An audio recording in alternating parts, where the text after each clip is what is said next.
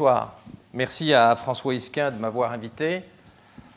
Il faut bien comprendre que le geek de 2025 fera plus de biologie que d'informatique. La grande révolution geek du XXIe siècle, elle n'est pas sur l'Internet mobile. Elle est sur la technomédecine. Elle est sur les applications médicales des technologies NBIC. Nous rentrons dans une phase de fusion des technologies avec le vivant, avec la médecine, ce qui va avoir des conséquences vertigineuses d'un point de vue technique, médical, mais aussi politique, philosophique, et on va le voir, géopolitique. Le XXIe siècle sera le siècle du vivant, mais d'un vivant modifié par la convergence NBIC, qui sont des technologies qui vont très vite, vous le savez bien, et nous ne sommes pas du tout préparés au choc, au tsunami technologique qui s'annonce.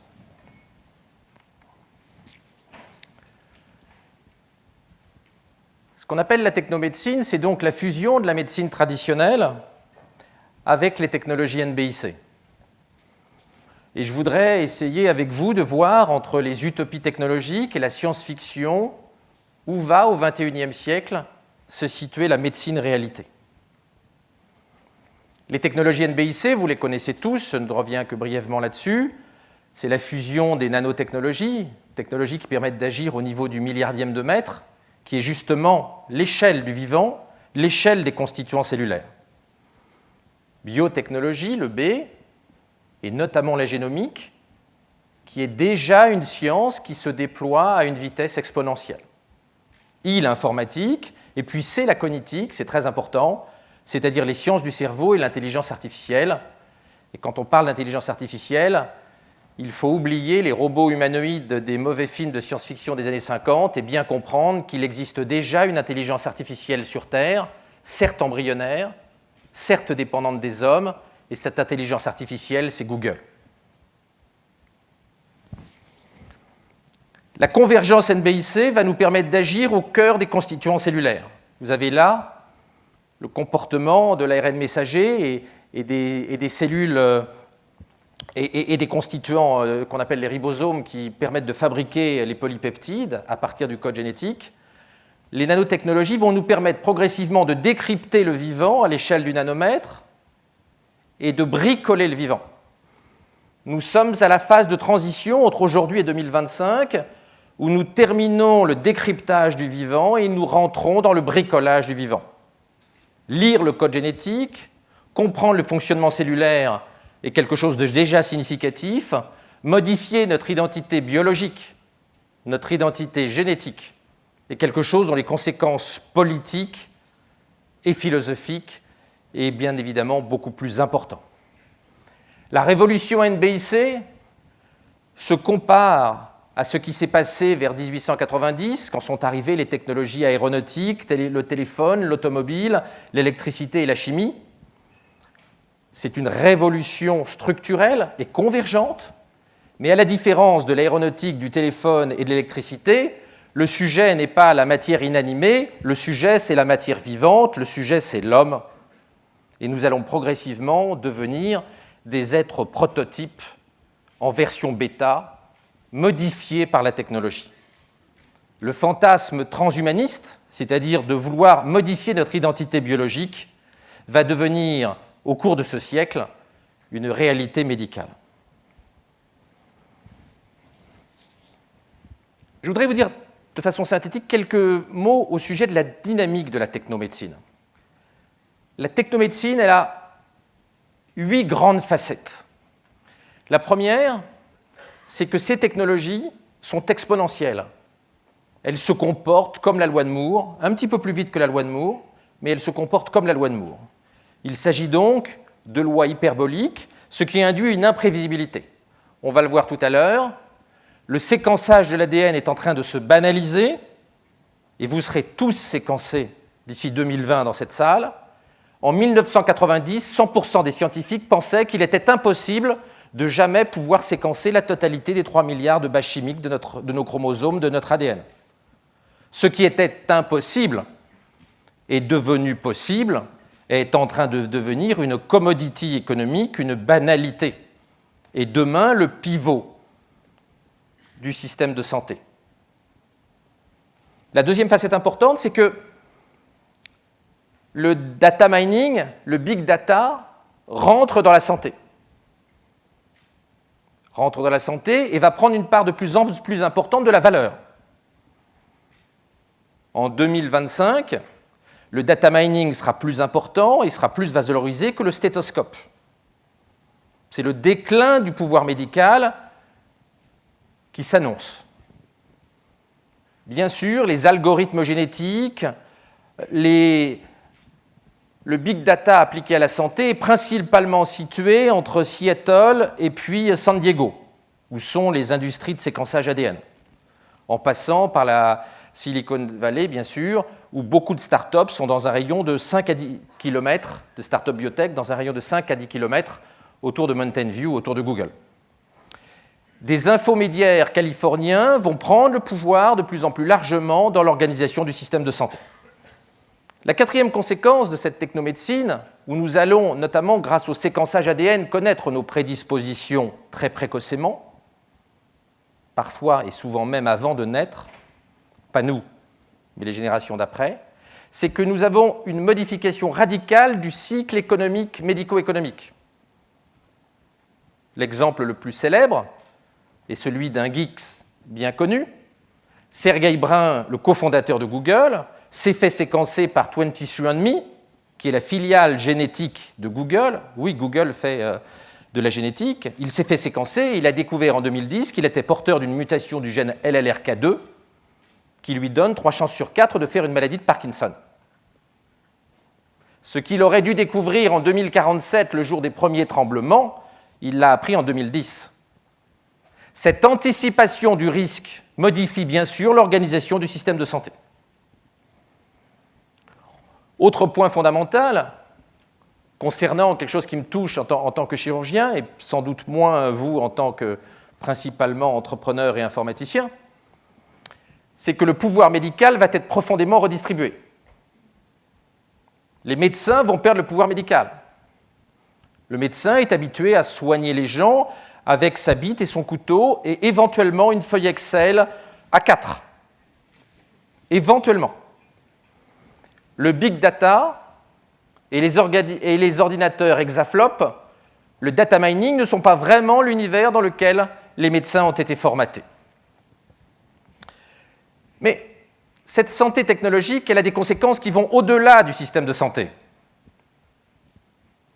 Il y a des externalités importantes, comme on dit en économie, c'est-à-dire que, par exemple, de modifier à l'échelle individuelle notre génome a des conséquences sur l'espèce. Et c'est ce qui va fonder ce que j'appellerais la biopolitique, c'est-à-dire la politique du vivant. Comment allons-nous réguler notre pouvoir sur nous-mêmes? Quels sont nos droits sur les générations futures? Avons-nous le droit de modifier notre ADN? Avons-nous le droit de modifier ce que sera le futur de l'espèce humaine? Et qui va encadrer ces droits-là? Et qui va assurer la cohérence de cet encadrement à l'échelle mondiale? La question est totalement ouverte. Tout cela est bien sûr vertigineux, a des implications philosophiques importantes, et nous n'avons pas fini d'y réfléchir. Notre pouvoir illimité sur notre nature biologique ne sera pas sans conséquences philosophiques. Dernier point, ces technologies pourraient devenir des instruments de puissance. Une géopolitique technomédicale va probablement émerger. Les Chinois ont lancé récemment un grand programme de séquençage des surdoués, au-dessus de 160 de quotient intellectuel. Pas seulement en Chine. Ils ont notamment séquencé pas mal des principaux ingénieurs de Google, ceux à plus de 160 de QI. Leur objectif avoué est un objectif de recherche des déterminants génétiques de la grande intelligence. Et on peut penser que certaines nations conquérantes au XXIe siècle essaieront de produire plutôt moins d'ouvriers agricoles et de jardiniers et plus de Bill Gates. Nous ne pouvons pas exclure, et dans nos pays nous avons oublié que la guerre et les conflits entre pays existent, nous ne pouvons pas exclure que demain, il y ait une volonté de puissance au travers des technologies NBIC. Donc la géopolitique de demain pourra intégrer ces technologies. Aujourd'hui, il y a 3 grandes vagues technologiques qui sont issues des technologies NBIC qui arrivent. D'abord, l'hybridation de nos organismes avec des composants électroniques. Ça a commencé un petit peu avant la vague NBIC, avec les premières implantations dans le crâne des enfants sourds ayant une surdité de perception de circuits intégrés, puis vers 2007, 2008, 2009, dans les troubles compulsifs alimentaires graves, et puis dans les troubles obsessionnels, et dans l'Alzheimer, puis dans le Parkinson, les implants électroniques intracérébraux, puis en 2012, les premières puces électroniques dans la rétine. Puces dans la rétine qui aujourd'hui ont encore une résolution faible, quelques centaines de pixels. On espère atteindre 100 000 pixels vers 2020-2022, et le sujet n'est pas anodin. Je vous rappelle qu'1 sur 3 d'entre nous dans la salle fera une dégénérescence rétinienne liée à l'âge et perdra la vue. Donc nous avons tout intérêt à ce que ces technologies se développent d'ici l'âge où la DMLA se développe. 1 sur 3, c'est beaucoup. Les organes artificiels entiers, et puis la robotique chirurgicale qui se développe tellement vite qu'on peut raisonnablement penser qu'en 2030, le chirurgien sera un spécialiste de bioinformatique, de biomécanique et ne touchera plus un malade. Mais je serai à la retraite d'ici là, donc ça n'est pas très grave pour moi. Deuxième vague technologique, c'est l'ingénierie du vivant. C'est la modification par des technologies biologiques de notre fonctionnement cellulaire. Le premier niveau, c'est l'ingénierie génétique, c'est la modification de l'ADN. Le deuxième, c'est l'ingénierie cellulaire, c'est la régénération des tissus par les cellules souches. Et puis le troisième, c'est l'ingénierie tissulaire, c'est-à-dire la réalisation d'un organe entier en associant des matrices de polymères et puis des cellules souches. La première fois où ça a été réalisé, c'est en 2011, où un patient qui n'avait plus de larynx a bénéficié d'un larynx constitué donc de polymères et de cellules souches. Alors ça fait les titres, tous ces sujets-là, de la presse médicale, et notamment Nature, qui est la plus grande revue scientifique mondiale, qui avait fait sa couverture lorsqu'on a pour la première fois réussi à faire en éprouvette une rétine entière à partir de cellules souches. Troisième vague technologique, la nanomédecine, qui elle est plus embryonnaire et qui va se déployer plutôt à partir de 2020. La nanomédecine vise à agir par des micromoteurs, des microcapteurs et des micro-implants à l'échelle de nos cellules. Aujourd'hui, on fait des micro-robots chirurgicaux qui tiennent sur un ongle. Demain, l'objectif est, comme on a réussi à le faire dans le laboratoire de Joachim à Singapour, d'arriver à faire des petits moteurs de 3 milliardièmes, 4 milliardièmes de mètres. Ça, c'est une petite voiture qui bouge et qui fait 3,5 milliardièmes de mètre, donc 3,5 nanomètres. Le premier congrès de nanomédecine s'est tenu en 2012. C'est un champ prodigieux qui va déployer ses effets, pas en 2014, mais 2020, 2030, 2040, et qui va nous donner un pouvoir illimité sur notre nature biologique, là encore. On pourrait multiplier les exemples. Ils sont très nombreux, des avancées récentes. On peut même faire des rétroplanning, comme Philips l'a fait, jusqu'en 2060. Il n'y a qu'une conclusion, même si le timing ne sera pas respecté à 6 mois après, on est bien d'accord. Cet avenir est vertigineux. Pourquoi ne l'a-t-on pas vu venir? Alors, on ne l'a pas vu venir parce que ces technologies NBIC n'intéressent pas les Européens. Nous préférons nous préoccuper de Florange de Petroplus. Et d'ailleurs, regardez le journal télévisé. Vous avez un quart d'heure avec Montebourg à Petroplus, un quart d'heure avec Montebourg à Florange. Il y a 0 seconde pour les nanobiotechnologies. Les technologies du futur sont absentes des préoccupations des Européens. Au-delà de ça, il y a une autre raison, c'est que jusqu'à présent, nous n'étions pas encore dans une phase de démocratisation des technologies de bricolage du vivant. Nous étions encore dans l'analyse, notamment l'analyse du génome, et on mettait au point les briques dans les laboratoires. C'est une phase où ces technologies n'étaient pas encore démocratisées. Puis le deuxième point, c'est que les biologistes qui ne connaissent pas la loi de Moore n'ont jamais correctement anticipé le rythme de l'évolution technologique. Monod, le grand Monod, l'inventeur de la biologie moléculaire moderne, le prix Nobel, l'un des prix Nobel français les plus célèbres, écrivait en 1970 « La taille de l'ADN interdit sans doute à tout jamais de modifier le génome ». Il faut savoir que les premières manipulations génétiques sur la bactérie ont commencé 5 ans plus tard. Ce qui était à tout jamais impossible a été réalisé 1600 jours après la prédiction. Et comme je vous le disais tout à l'heure, pour ce qui est du séquençage ADN, qui est en train de devenir une commodité, et j'ai mon propre génome sur cette clé USB, il y a 23 ans, c'était considéré comme impossible, et il n'y avait à l'époque que quelques individus hétérodoxes qui pensaient qu'il faudrait 3 à 5 siècles. En fait, ça a été terminé en 2003. Et je vous le répète, vous serez tous séquencés ici, sauf les technophobes et gens très anxieux, avant une décennie. Les technosciences médicales, elles sont explosives, elles sont exponentielles, et elles vont permettre de faire des choses qui semblaient impossibles dans le passé. On est vraiment en train de découvrir dans le vivant ce qui s'est passé dans l'informatique. Les lois ne sont pas exactement les mêmes que la loi de Moore, mais elles ont une caractéristique commune avec la loi de Moore, c'est le caractère exponentiel de leur déploiement et l'effondrement des coûts. Nos cellules sont très complexes. Vous savez probablement qu'on a 100 000 milliards de cellules chacun, dont 100 milliards de neurones. Chacun de nos neurones a environ 1000 synapses. Donc nous sommes face à une complexité du vivant qui est extrême, mais notre capacité de traitement, notre capacité d'analyse est encore plus rapide. Et je vous le disais tout à l'heure, les lois concernant les NBIC médicales sont des lois qui sont toutes des lois exponentielles. Alors, je ne développerai pas, mais la loi de Metcalfe s'applique parfaitement. Ce qui a été décrit par Chris Anderson sur la longue queue s'applique parfaitement, notamment à la génétique. La loi de Carlson et bien évidemment la loi de Moore qui est le pivot de tout ça. Il est clair que si nous n'étions pas en train de monter très rapidement dans l'échelle flopique, les NBIC médicales n'existeraient pas. Je pense qu'on ne peut pas s'asseoir là.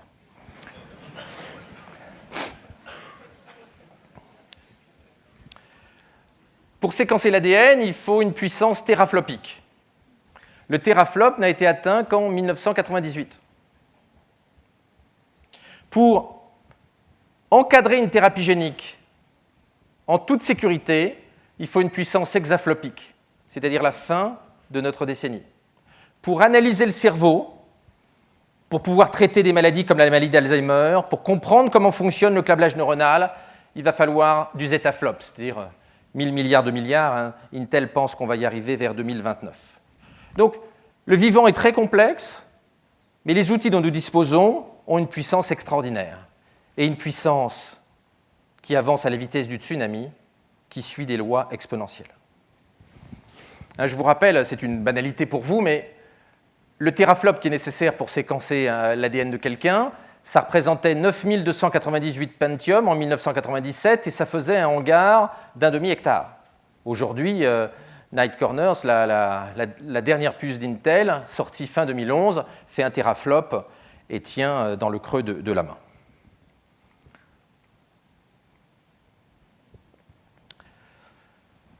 Nous sommes à l'an 0 des NBIC médicales.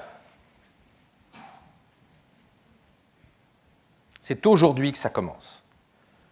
La révolution technomédicale, elle commence aujourd'hui, entre aujourd'hui et 2015. Les NBIC, c'est un buzzword jusqu'à maintenant. Quelles étaient les vraies applications des NBIC en 2010 ? Il n'y en avait pas. Le premier objet palpable de la convergence NBIC, ce sont les séquenceurs ADN de nouvelle génération. Un généticien séquençait entre 1000 et 5000 messagers chimiques de notre ADN dans une vie entière. Le séquenceur de dernière génération en séquence 50 milliards à l'heure, avec un coût qui a été divisé par 3 millions en 9 ans. La loi de Moore est enfoncée. C'est une baisse de 50% tous les 5 mois, alors que la loi de Moore, c'est une baisse de 50% du coût tous les 18 mois. Le séquençage intégral de nos chromosomes est passé de 3 milliards de dollars, la première fois où on l'a réalisé, à 1000, et nous allons bientôt être à 100 dollars. Et les séquenceurs de 4e génération sont en bêta-test et tiennent sur une clé USB. Le grand expert du coût du séquençage, il y a 5 ans, pensait qu'on n'atteindrait pas les 1000 dollars avant 2022-2025, que ce n'était pas possible. On y est. La conséquence, c'est que, chose totalement imprévisible, le nombre d'hommes séquencés sur Terre explose. En 2003, il n'y avait qu'une personne qui avait été séquencée, un programme qui avait duré une décennie, mobilisé 22 000 chercheurs et bioinformaticiens et coûté 3 milliards de dollars. 2004, 2005, 2006, il y a un consensus mondial des biologistes pour dire qu'il n'est inutile de séquencer une deuxième personne, qu'on a séquencé une fois une personne, comme on est allé sur la Lune 2-3 fois, mais que ce n'est pas la peine de séquencer une deuxième fois. Puis en 2007, une nouvelle technologie de séquençage arrive. On séquence une deuxième personne, en l'occurrence l'inventeur de l'ADN, Watson. 6 personnes en 2008, on arrive à 8, 100 personnes en 2009. Cette année, on va arriver à 2 millions. Ce qui était considéré comme impossible est en train de se banaliser à une vitesse incroyable. Le tsunami technologique est là.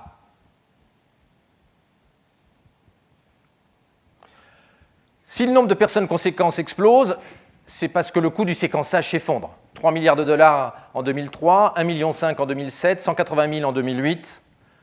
On est autour de 1000 et, comme je vous le disais tout à l'heure, on va tomber à 100. Alors la génomique permet énormément de choses. Elle nous permet de comprendre comment a émergé la vie sur Terre. Elle nous permet de comprendre comment fonctionne la conscience. C'est la génétique qui nous permet de comprendre comment fonctionne notre cerveau. On a aussi séquencé des espèces d'hommes disparus, comme Néandertal, ce qui est important pour connaître notre filiation. C'est à cette occasion qu'on a découvert que les Blancs et les Asiatiques avaient été métissés avec Néandertal il y a à peu près 70 000 ans, et pas les Noirs.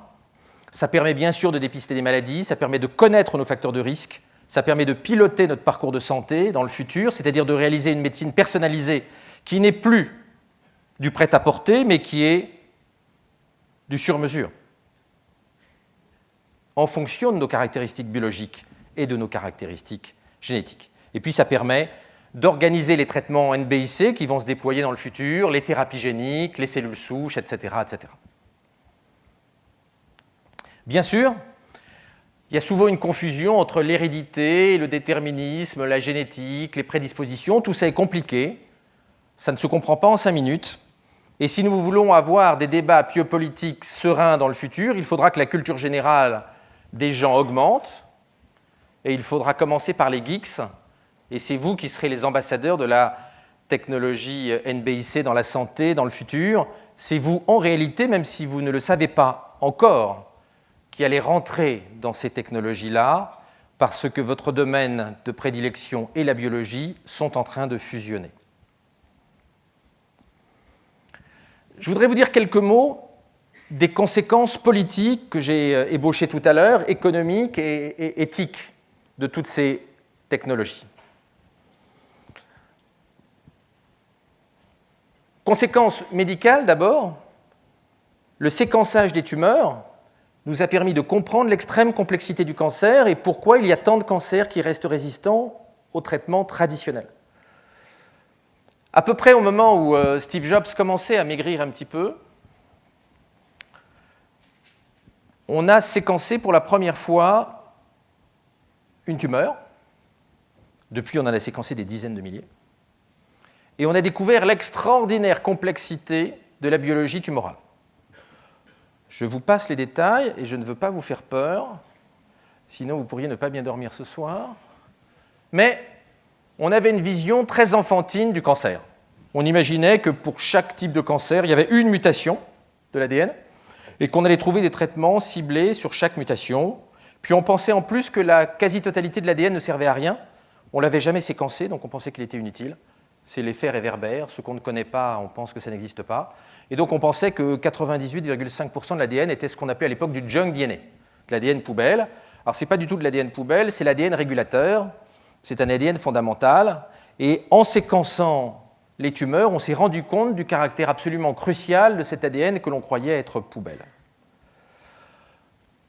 On a découvert que pour bien comprendre une cellule cancéreuse, il faut séquencer au moins 1 milliard de bases chimiques de l'ADN tumoral sur les 3 milliards, et que lutter efficacement contre les cancers allait supposer de faire rentrer la cancérologie dans le big data, ce qui n'était pas exactement l'objectif des cancérologues.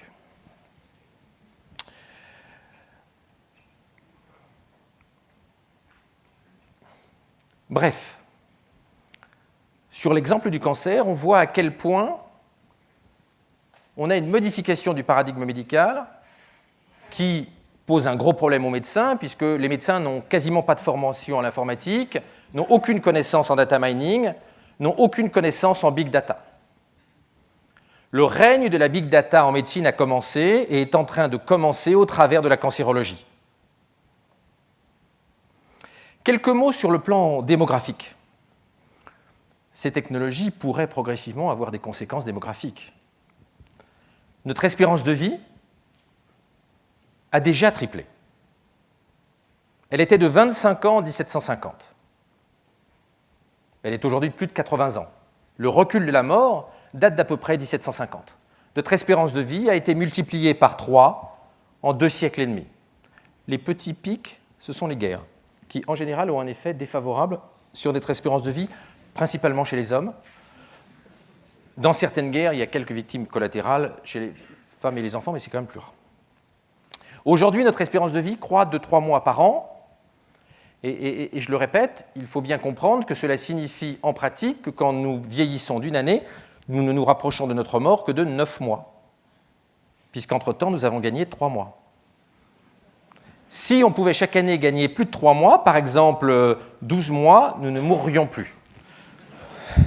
Mais je vous rassure, pour ceux qui ne veulent pas vivre très longtemps, et c'est dommage pour ceux qui vivent très longtemps, ça n'est pas pour demain matin. Plus sérieusement, la question qui se pose, c'est notre espérance de vie est déjà en phase d'explosion depuis 250 ans, on ne s'en rend pas compte, nous avons perdu l'habitude de mourir majoritairement autour de 25 ans. La question qui se pose, c'est demain, comment va évoluer cette courbe ? Est-ce que, comme les écologistes le pensent, la méchante mondialisation ultralibérale, les capitalistes, les OGM et le téléphone portable vont faire rebaisser l'espérance de vie ? Alors, en tant que geek, je pense que ce n'est pas le paradigme auquel vous vous raccrochez. Est-ce que, deuxième scénario, l'espérance de vie va se stabiliser ?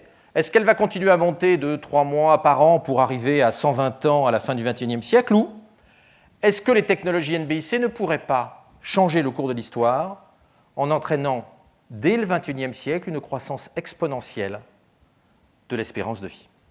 C'est une question importante. On aura probablement la réponse à la fin de cette décennie, car à la fin de cette décennie, nous n'aurons pas la réponse pour vivre très longtemps, mais nous aurons une idée du potentiel des outils, et notamment, nous verrons sur les outils qui permettent de modifier l'ADN, qu'on appelle les nucléases, nous verrons quelle est la tronche, quelle est la gueule de l'exponentielle sous-jacente. Et vous voyez bien que, selon la tête d'une exponentielle, au bout d'un siècle, les conséquences sont vraiment très, très, très différentes.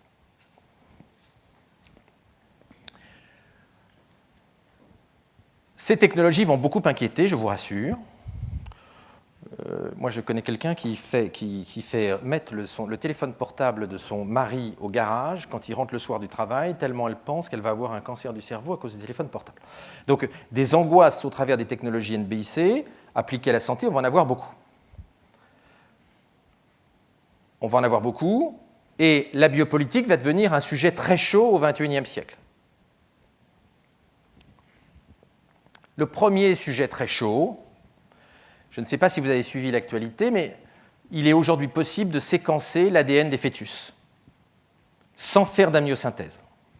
C'est-à-dire sans prélever de liquide autour du fœtus, qui est un acte iatrogène, c'est-à-dire qui entraîne souvent la mort non souhaitée du fœtus, et qui fait que lors du dépistage de la trisomie 21, il y a plus d'enfants non trisomiques qui meurent par un avortement non souhaité à cause d'une piqûre mal placée, d'une hémorragie lors du prélèvement, que d'enfants trisomiques.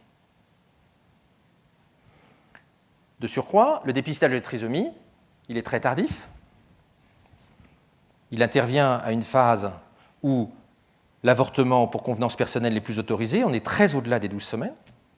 Donc on a une phase où c'est une décision médicale d'interrompre la grossesse. Donc l'amniosynthèse est dangereuse, elle est tardive, il faut l'autorisation du médecin. Et en pratique aujourd'hui, on regarde juste au microscope les chromosomes pour voir s'il y a un troisième chromosome 21, mais on ne séquence pas. Aujourd'hui, mutation technologique majeure, on peut, entre 5 et 10 semaines, prélever, analyser l'ADN du fœtus par prise de sang maternelle, parce qu'il y a un petit peu d'ADN du fœtus qui passe le placenta, et qui rentrent dans le sang de la mère. Et on peut pas seulement regarder s'il y a un troisième chromosome 21, mais on peut aussi avoir les 3 milliards de paires de bases de l'ADN du fœtus et connaître toutes ses caractéristiques. Et derrière, on peut faire un avortement sans demander l'autorisation du docteur et du curé, parce qu'on est avant 12 semaines. Nous rentrons dans une phase probablement d'eugénisme. C'est l'ère de l'eugénisme 2.0. Alors le mot eugénisme peut faire peur, mais c'est une réalité sociale. 97% des trisomiques en France ne survivent pas au dépistage. Il n'y a qu'un trisomique sur 30 qui survit au dépistage. Sachant ce que nous avons fait sur la trisomie 21, que nous avons quasiment éradiqué, il y a des ados trisomiques, il n'y a presque plus de jeunes enfants trisomiques, il est peu probable que les maladies très graves du cerveau, que les myopathies qui entraînent la mort de l'enfant dans des souffrances terribles à 12 ans vont échapper au séquençage. Il y a probablement beaucoup de maladies d'origine génétique qui vont disparaître dans les 2 à 3 décennies qui viennent. Le sujet passionne les Américains. Que va-t-on faire de ces données? Va-t-on en profiter pour modifier l'espèce humaine? Va-t-on choisir d'avoir des enfants à la carte? C'est des grandes questions. Alors le premier réflexe, c'est de dire que l'enfant à la carte, c'est scandaleux. Est-ce qu'il est plus scandaleux d'avorter parce que l'enfant n'a pas les yeux bleus ou a des caractéristiques intellectuelles qui ne semblent pas terribles? Il risque de ne pas faire Polytechnique, le petit. Est-ce que c'est plus scandaleux moralement que d'avorter au mois de juin en disant « je referai un enfant en octobre » parce qu'en avance, pendant les vacances, ça n'est pas agréable d'être enceinte quand il fait chaud. Y a-t-il une différence de nature? En réalité, il n'y en a pas. Et je vous rappelle que l'avortement est le premier moyen de contraception dans beaucoup de pays, dont les États-Unis d'Amérique, où l'avortement est numéro 1 devant la pilule et devant le stérilet. Et la méthode Ogino, qui est, comme vous savez, d'une efficacité peu redoutable.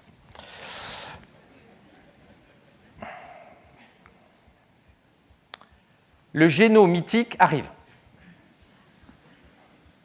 À partir du moment où nous sommes séquencés, il n'est plus possible de ne pas séquencer le conjoint. Nous avons chacun un fardeau génétique récessif, c'est-à-dire une maladie, mais qui n'est que sur un des 2 chromosomes. Donc il y a un gène non atteint de l'autre côté, donc on n'est pas malade, mais on est porteur dit sain. En moyenne, nous avons entre 3 et 10 maladies dont nous sommes porteurs sains. Moi, j'en ai 3. Je ne vous dirai pas lesquelles. 3 maladies atroces. Absolument atroces. Mais comme vous dans la pièce. Mais bien sûr, ça n'a de conséquence que si le conjoint a les mêmes anomalies. Et dans ce cas-là, il y a un enfant sur 4 qui sera touché. Quand on connaît son fardeau génétique sur les maladies les plus affreuses, on séquence le conjoint. Et moi, à titre personnel, si je devais refaire des enfants maintenant, je séquencerais ma femme.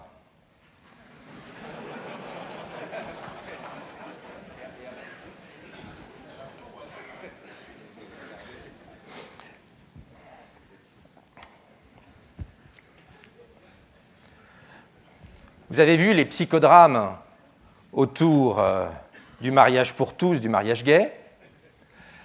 Brigitte Bardot n'a pas fini d'être bouleversée par la technologie.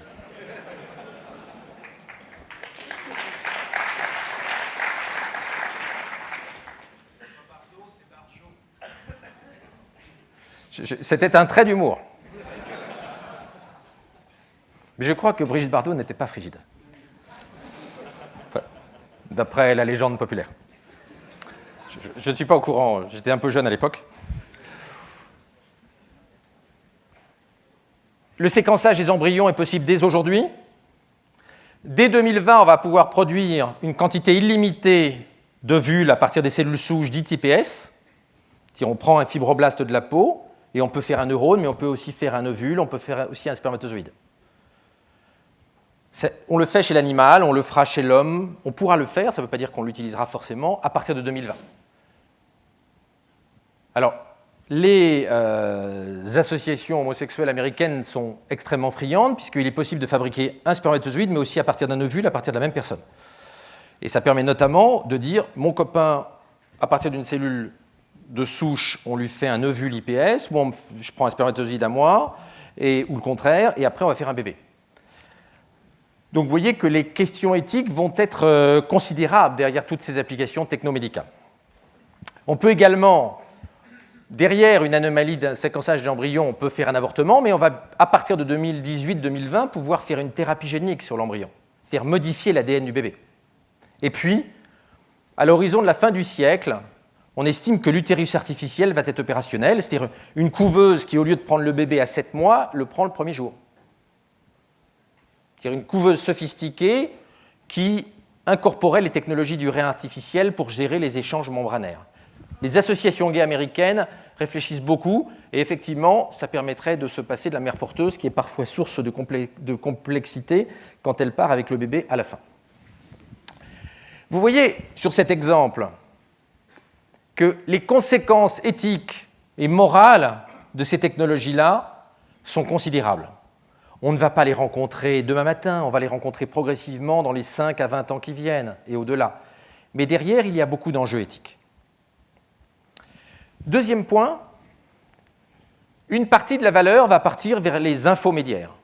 Donc tous les algorithmes dont nous parlons, il n'y en a aucun qui est à Bobigny, ils sont entre la Corée du Sud, la Chine et les États-Unis. Donc une partie de la valeur médicale va partir.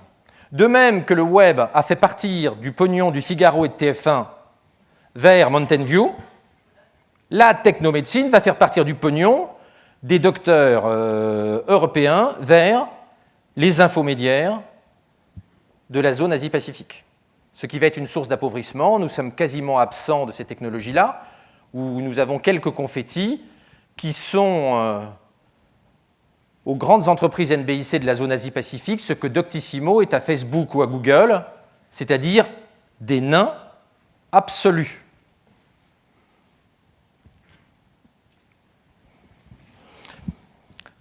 Je vous passerai rapidement sur l'application de la longue queue d'Anderson à la médecine, parce que sinon je vais vraiment beaucoup dépasser mon temps. Mais je voudrais dire quelques mots de la fusion de la médecine et de l'IT, et notamment de la génomique.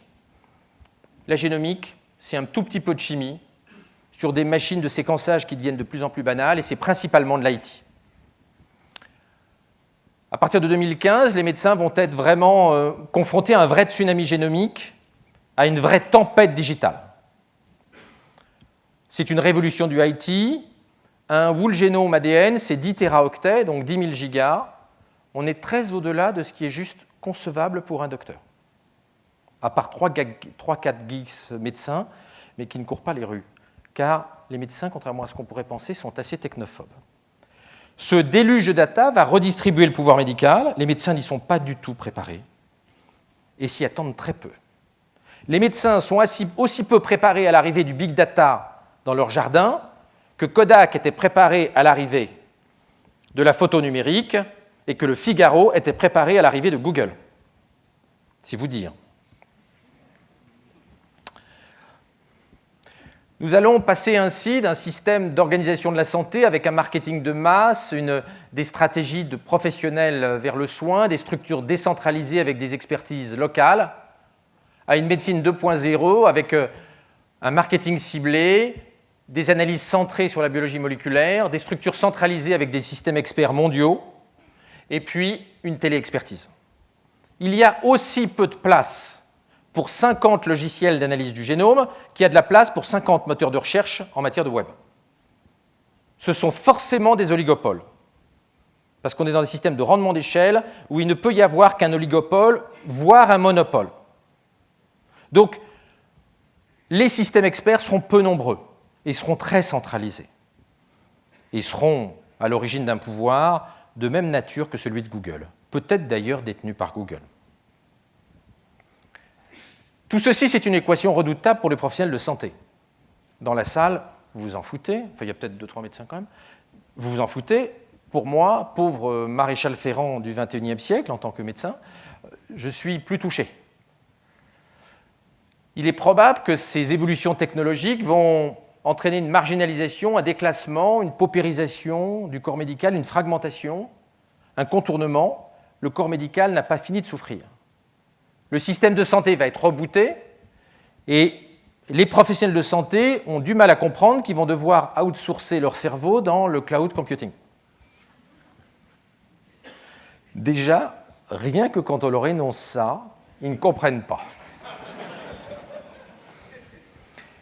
On peut craindre, en tout cas moi à titre personnel, en tant que professionnel je le crains, que nous soyons les maréchaux ferrants du XXIe siècle. Alors bien sûr, entre toute cette technologie pour geeks et puis la réalité de notre système de santé, il va y avoir des conflits importants. L'introduction de la technomédecine dans cet univers-là ne va pas se faire en 5 minutes, il y aura beaucoup de conflits de pouvoir. Je vais juste dire quelques mots des conséquences économiques. Le déluge de données va bouleverser le monde de l'assurance. Puisqu'on va être séquencé avant la naissance, bon, pas nous, mais les générations futures, on va avoir un déplacement de l'identification des risques avec un transfert des dépenses vers les jeunes. On va avoir une modification complète des règles assurantielles. On va avoir des conséquences psychologiques importantes. On parlait tout à l'heure du patron de Google qui sait 30 ans avant qu'il va faire un Parkinson, pour lequel il n'y a pas encore de traitement préventif. Les conséquences psychologiques sont significatives et d'abord, ça pourrait... la génétique être un instrument, dans un premier temps, à augmenter les ventes de Prozac. On va avoir une explosion des revendications sanitaires. Quand on sera en France 58 772, à savoir qu'on a une mutation du gène LRK2, on va, tous les samedis, faire un pique-nique devant le ministère de la Santé pour augmenter le budget de la recherche sur le Parkinson. Et il y aura des syndicats de patients. Bien sûr, on va obliger certains dirigeants à déclarer leur génome. Le patron du NIH aux États-Unis, le patron de l'INSERM devront déclarer leur génome, celui de leurs femmes et de leurs enfants, avant de prendre le poste. Quand ils mettront 170 millions d'euros sur la recherche sur le Parkinson, on voudrait être sûr qu'ils n'ont pas dans leur famille une mutation du gène LRK2 et que ça n'est pas intéressé. Le président de la République doit déclarer son génome, son patrimoine. Le patron de l'INSERM doit déclarer son génome. Alors le système français où on a la bobologie aux mutuelles et puis la Sécu rembourse le gros risque ne peut pas fonctionner. On ne peut pas découper un malade en deux à l'ère de la médecine technologique. Qui va être le Google du gène ? Alors, première réponse, Google. Peut-être. Cette médecine qui ressemble plus à l'astrophysique et à la physique nucléaire qu'à la médecine qu'on m'a appris quand j'étais jeune chirurgien, elle est profondément troublante pour le corps médical. On découvre 100 000 nouvelles mutations génétiques chaque jour. Vous ne pouvez même pas les lire. Vous êtes forcément dans une logique de système expert. Qui va manager toutes ces datas ? Qui va manager les 3 milliards d'ATCG de notre génome ? Qui ? La réponse est pas les docteurs. Dans le système de santé, 99% des données vont être des données génomiques. C'est un changement absolument radical. Pour vous en tant que patient, pour nous en tant que docteur. La mutation du système de santé va être radicale, il va y avoir des nouveaux intermédiaires, des systèmes experts, un dossier électronique va être nécessaire, il va falloir gérer des concepts comme la longue queue, dire médecin, Amazon, même combat. Et puis, on va avoir une médecine, ce qu'on appelle dite des 4P, c'est-à-dire personnalisée, préventive, proactive, plus participative, qui va être très compliquée à gérer. Et là encore, ça se fera en un certain temps. Quelques mots d'éthique. Par rapport à toutes ces technologies, la première réponse est de dire « mais jamais la société va accepter ». On oublie juste que ce qui semblait hier être la barbarie devient quelques années plus tard la civilisation et qu'on passe du impossible, interdit, inacceptable au souhaitable et parfois même à l'obligatoire. Nos conceptions éthiques sont à géométrie variable. Au moment du débat sur la pilule, Jeannette Vermege-Thorez, certains sont trop jeunes pour connaître, mais Jeannette Vermege-Thorez était une grande dirigeante du Parti communiste, était la femme du grand Thorez, grand leader du Parti communiste. Au moment du débat sur la pilule, Jeannette Vermege-Thorez avait déclaré une phrase absolument délicieuse. « Jamais le Parti communiste français n'acceptera que les femmes travailleuses forniquent comme les bourgeoises. 2 points, non à la pilule. » Vous admettrez que le Parti communiste a changé. Sur ce point, ce qui semblait inacceptable au Parti communiste il y a quelques décennies lui semble aujourd'hui normal. Et au-delà de ça, qu'il s'agisse de l'accouchement sans douleur, souvenez-vous que dans les années 50, le pape a menacé d'excommunier les médecins qui donnaient des exercices respiratoires aux femmes. Ben oui, c'est contraire à « tu accoucheras dans la douleur à cause de la pomme ». Ça s'est joué à 2 doigts. Rome a renoncé à excommunier les médecins qui faisaient ça. S'ils avaient su à l'époque qu'on aurait la péridurale aujourd'hui, je pense qu'ils auraient fait une attaque. Au moment de la pilule, on en a dit quelques mots. Au moment de l'IVG, je ne vous fais pas de dessin. La presse s'est déchaînée contre les premières transplantations d'organes. Frankenstein, Frankenstein, Frankenstein. Au moment de la FIVette, il y avait un sondage qui avait montré qu'une immense majorité des Américains souhaitaient interdire la FIVette. On en fait 100 000 par an en France et il n'y a plus une seule protestation. Il y a eu des manifestations contre les implants cochléaires pour les enfants sourds dans les années 90 en France. Qui s'y oppose? Et sur les implants rétiniens, personne n'a manifesté. Pour les implants cérébraux, pareil, au début ça a choqué, puis ça a été accepté. Et pour la GPA, je ne reviens pas sur Brigitte Bardot, mais vous verrez que pour la GPA, on finira par accepter en attendant l'utérus artificiel. Alors, mon point de vue, c'est que nous allons tout accepter technologiquement, parce qu'on va préférer être biologiquement modifié plutôt que mort. Et un point me semble important. Alors, vous êtes tous jeunes dans la salle, moi qui suis un senior. Ma génération est la génération du baby-boom. Alors, la génération du baby-boom a une caractéristique, c'est qu'elle est en train de devenir assez rapidement la génération Alzheimer. Nous remplissons les maisons pour personnes âgées dépendantes assez vite. Et aujourd'hui, en l'absence de traitement convaincant pour l'Alzheimer, la société nous donne un choix extrêmement sympathique, qui est, quand on n'a pas de pognon, la maison pour personnes âgées dépendantes avec 3 changements de couche par jour, et quand on est riche, la MAPAD de luxe avec 6 changements de couche par jour. C'est une alternative qui, en réalité, n'est pas très satisfaisante. Mon sentiment, c'est que ma génération, je ne porte pas de jugement sur la vôtre, qui êtes plus jeune, ma génération dira oui aux cellules souches anti-Alzheimer, oui aux implants cérébraux anti-Alzheimer, oui aux thérapies géniques anti-Alzheimer. Nous préférons être humains modifiés, c'est-à-dire transhumains, plutôt qu'Alzheimer, puis mort. Bref, je pense que nous allons accepter beaucoup de choses, je ne rentrerai pas dans les détails, et mon sentiment profond,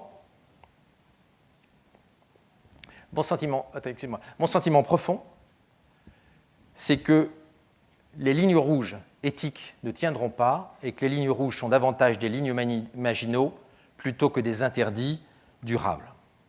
Alors cette médecine de demain, elle va être prédictive, participative. Alors c'est très sympathique, mais la médecine prédictive, comme on l'a dit tout à l'heure, ça pourrait être une médecine au risque du Prozac, car de savoir des dizaines d'années avant qu'on va avoir une maladie grave n'est pas très sympathique.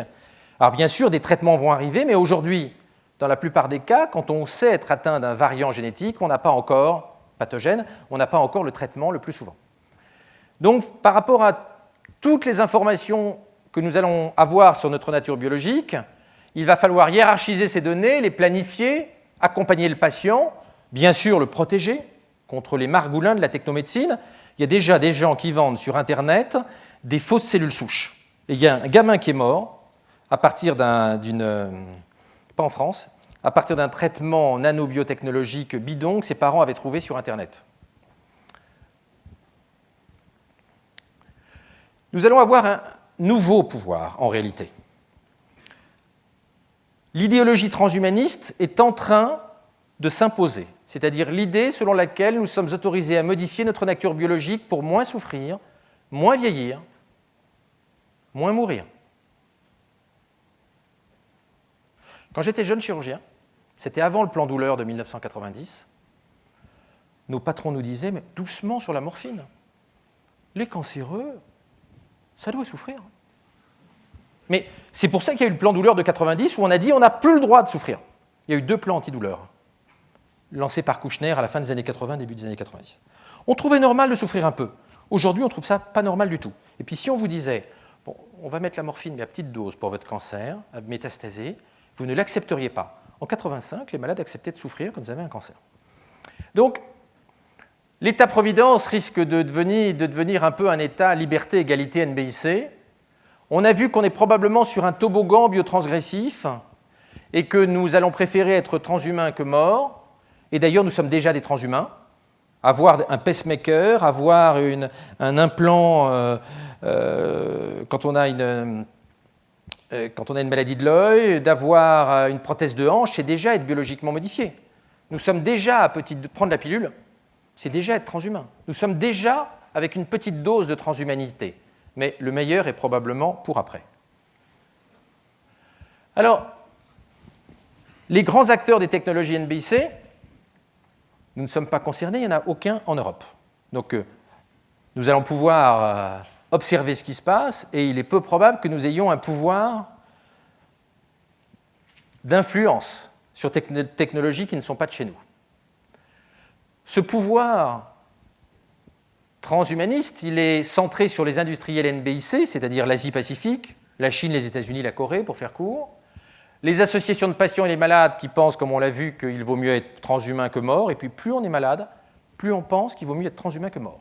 Alors les gens en bonne santé disent pas du tout, c'est très mal, il ne faut pas modifier l'espèce humaine, et les malades pensent juste, en général, le contraire, à part quelques intégristes et philosophes. Les philanthropreneurs, notamment des gens comme Paul Allen, le deuxième actionnaire de Microsoft, qui a fait un programme extraordinaire de séquençage et d'analyse des cellules cérébrales. Et puis les intellectuels transhumanistes, et notamment Ray Kurzweil, qui est le pape du transhumanisme et qui, comme vous le savez, est devenu l'ingénieur en chef de Google depuis 6 mois. Alors Google, on parle de Google. Alors, de penser que le pouvoir NBIC est en partie entre les mains de ses enfants fait parfois peur.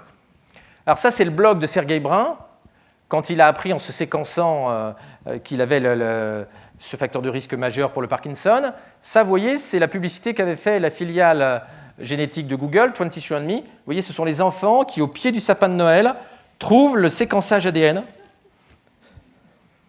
Et vous voyez les deux gamins qui ont entre 6 et 8 ans, qui sont en train de contempler le kit de séquençage. Les Américains sont très, très boy scouts. Et là, vous avez Ray Kurzweil, donc, qui est le nouvel ingénieur en chef de Google et qui est un spécialiste de l'intelligence artificielle, qui est un fervent supporter des thèses transhumanistes.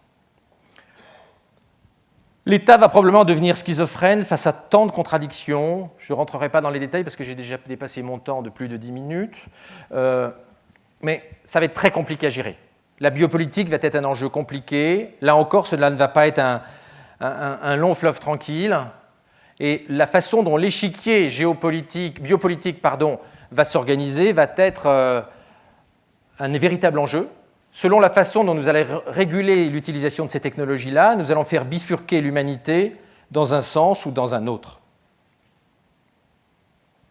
D'immenses questions se posent, et les geeks que vous êtes vont être aux premières loges pour traiter de ces sujets-là.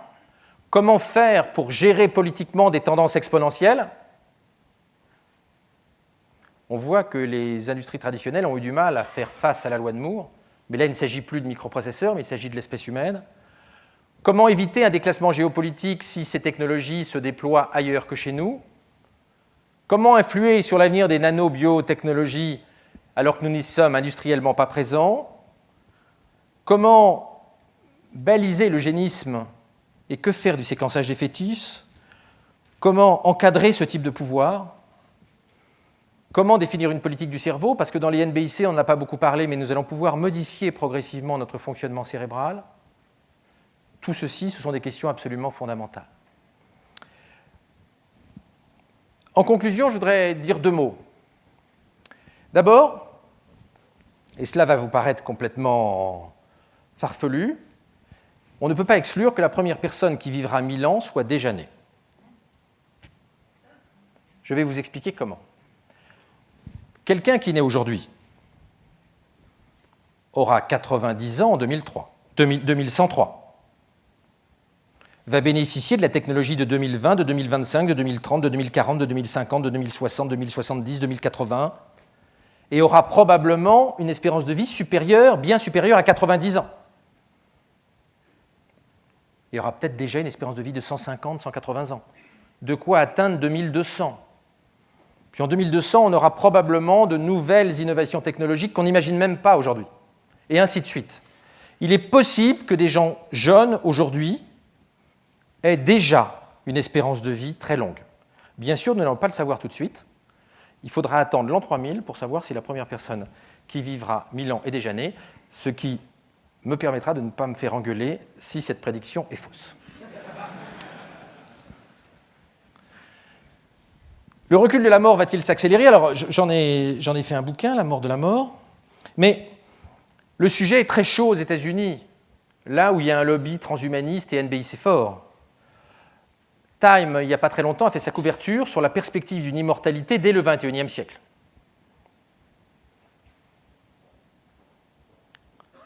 Ces sujets vont nous occuper beaucoup dans les décennies qui viennent. Et le XXIe siècle va être le siècle du vertige. Nous allons piloter notre cerveau, nous allons créer de la vie artificielle, nous allons cohabiter avec des formes d'intelligence artificielle de plus en plus subtiles, nous allons manager notre identité biologique, manager notre ADN, sans doute augmenter rapidement notre espérance de vie, quitte à changer l'espèce humaine selon le fantasme transhumaniste.